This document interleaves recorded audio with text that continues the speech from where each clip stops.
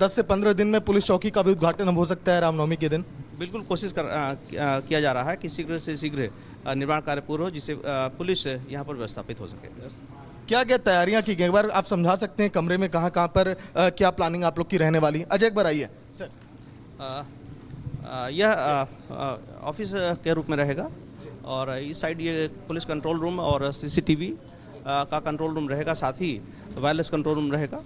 एक बैरक है जो हमारे बाएं साइड है और ऊपर आर्म फोर्स रहेगी और चारों तरफ हम यहाँ से मौके के माध्यम से नज़र रख सकेंगे और मोर्चे भी रहेंगे।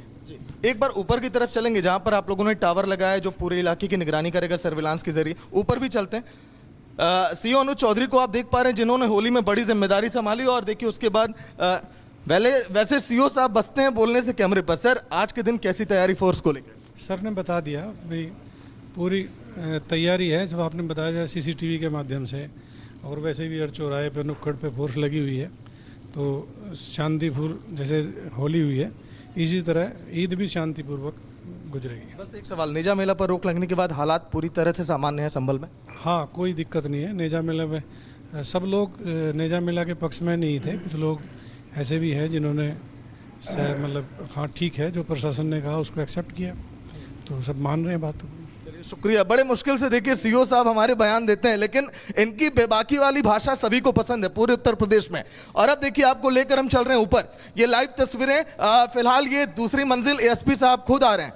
एएसपी साहब इस समय खुद आ रहे हैं रिपब्लिक भारत पर बताने के लिए कि आखिर सत्यव्रत पुलिस चौकी का निर्माण क्यों किया गया, वजह क्या है, क्या इसके अंदर कैसी रूपरेखा तैयार की जाएगी। सर सबसे पहले रिपब्लिक भारत आपसे पूछ रहा है कि इस फ्लोर पर क्या क्या आप लोग करने वाले हैं?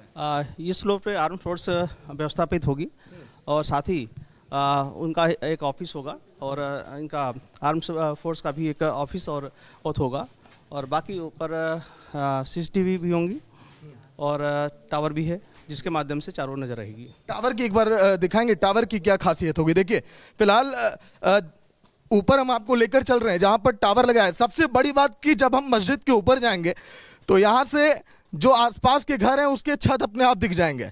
कहीं कोई पत्थर तो नहीं रखा आने वाले दिनों में, कहीं माहौल ना बिगड़ जाए, इसकी निगरानी यहाँ से पुलिसकर्मी खुद ही कर सकते हैं। देखिए फिलहाल सामने मस्जिद का ऊपरी फ्लोर आपको दिखाई दे रहा है जहाँ पर नमाज के लिए देखिए प्रक्रिया की शुरुआत अब हो चुकी है। लेकिन अब सबसे अहम तस्वीर जो देखिए यहाँ पर हाईटेक टावर लगाया गया है। ऐसे टावर आपको उत्तर प्रदेश में कम ही पुलिस चौकियों पर मिलेंगे। ये देखिए टावर की भव्यता और कितना ऊंचा है टावर, अजय दिखाइए। ये टावर क्या करेगा, संभल के विवादित जामा मस्जिद के इलाके में कैसे कंट्रोल करेगा, कैसे संदेश हर एक पुलिस कर्मियों तक पहुंचेगा, अधिकारियों तक, ये भी हम जानेंगे। सर ये वायरलेस टावर है, इसके माध्यम से पुलिसकर्मी आपस में जुड़े होंगे और जहां पर टावर काम नहीं कर रहे होंगे, मोबाइल टावर काम नहीं कर रहे होंगे, तत्काल सूचनाओं के आदान प्रदान के लिए इसके माध्यम से एक दूसरे से संपर्क में रहेंगे। मतलब कि पूरा फ्लोर अब मान लिया जाए कि तैयार है, बस इंतजार है वो उद्घाटन का, उसके बाद यहाँ पर हम कार्य प्रणाली की शुरुआत हो जाएगी आप लोगों को। बिल्कुल फिनिशिंग वर्क हो रहा है और शीघ्र से शीघ्र निर्माण कार्य पूरा कराया जाएगा जिससे फोर्स यहाँ पर अच्छे से रह सके, अपना कार्य कर सके। तो देखिए फिलहाल संभल के एसपी कौन सुन रहे थे, शिष्टन, जिन्होंने बताया कि कैसे ये टावर जो है काम करेगा। लगभग 50 वायरलेस सेट इस पूरे इलाके में रहेंगे। इसके साथ ही साथ अब देखिए छत के अब देखिए ये जो हम आपको तस्वीर अब दिखाने जा रहे हैं, ये जो पुलिस चौकी का निर्माण कितने बेहतरीन जोन में किया गया है। सबसे सामने देखिए अपने आप ही यहाँ पर दिखाई देगा कि मस्जिद के ऊपर क्या हलचल चल रही है।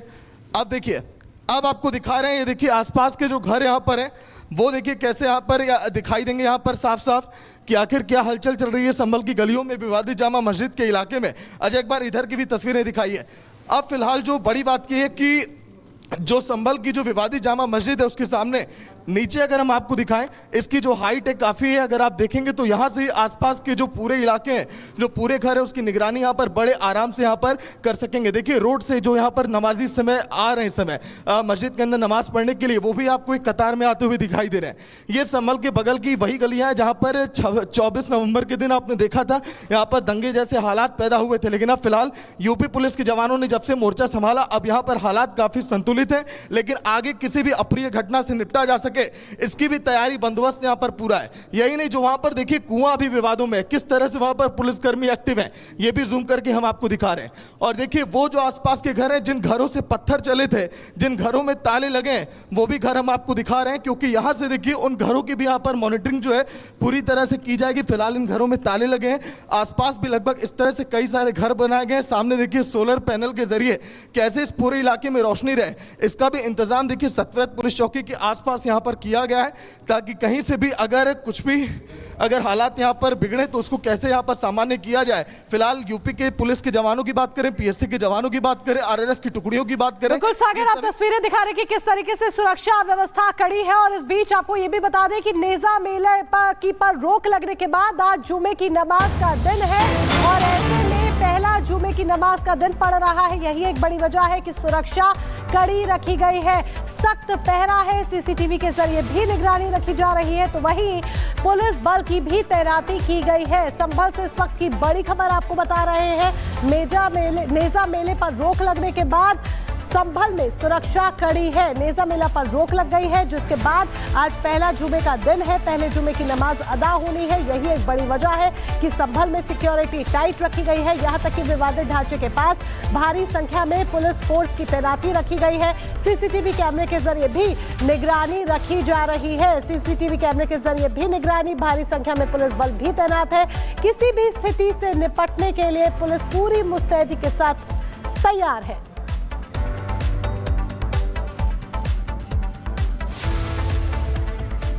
संभल के बाद आगे बढ़ेंगे, बात होगी काशी की, क्योंकि काशी अब हुकार भरते हुए नजर आ रही है कि आक्रांता यहां पर स्वीकार नहीं होंगे। दरअसल जिस औरंगजेब की 1707 में मृत्यु हो गई थी, वही औरंगजेब 318 साल बाद फिर से सियासत में जिंदा हो गया है। औरंगजेब की कब्र को तोड़ने की मांग पर बवाल मचा हुआ है। तो अब प्रधानमंत्री नरेंद्र मोदी के संसदीय क्षेत्र वाराणसी में जिन मोहल्लों का नाम औरंगजेब के नाम पर है, उन मोहल्लों का नाम बदलने की मांग हो रही है।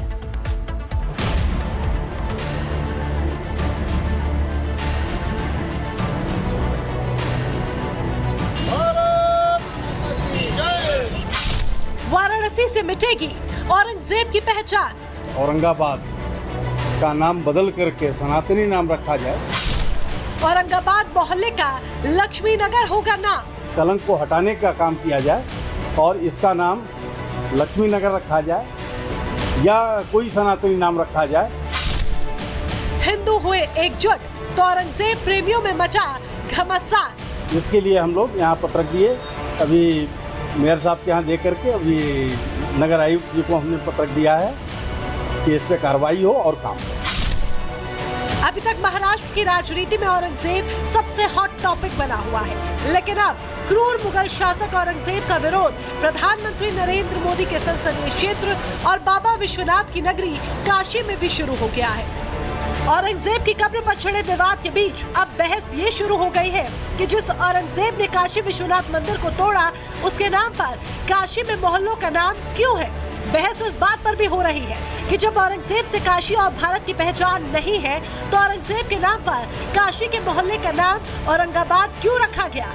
वही बहस इस बात पर भी हो रही है कि जिस औरंगजेब ने हिंदुओं पर अनेक अत्याचार किए, उसका कुछ लोग महिमा मंडन क्यों कर रहे हैं। सच तो ये है कि जिस औरंगजेब ने इतिहास से निकलकर वर्तमान में अपनी जगह बना ली थी, उस औरंगजेब का काशी से नामो निशान मिटाने की मांग हो रही है। औरंगाबाद मोहल्ले के लोग ये चाहते हैं कि क्रूर मुगल शासक औरंगजेब को अब इतिहास में इतना नीचे दफन कर दिया जाए कि मोहल्लों और शहरों से क्या, भारत से भी औरंगजेब का नामो निशान मिट जाए। और इसीलिए काशी के औरंगाबाद मोहल्ले के लोगों ने वाराणसी के नगर आयुक्त और मेयर को भी ज्ञापन सौंप दिया है और मांग की है कि जल्द से जल्द मोहल्ले का नाम औरंगाबाद से बदलकर किसी हिंदू देवी देवता के नाम पर कर दिया जाए, क्योंकि औरंगजेब उन्हें स्वीकार नहीं है। औरंगजेब को लेकर के ही औरंगाबाद नाम रखा गया था, क्योंकि औरंगजेब की सेनाएं यहाँ पर काशी विश्वनाथ पर जब आक्रमण हुआ, काशी पर आक्रमण हुआ था, तो उस समय औरंगजेब की सेनाएं वहाँ पे आकर के अपना सराय बना करके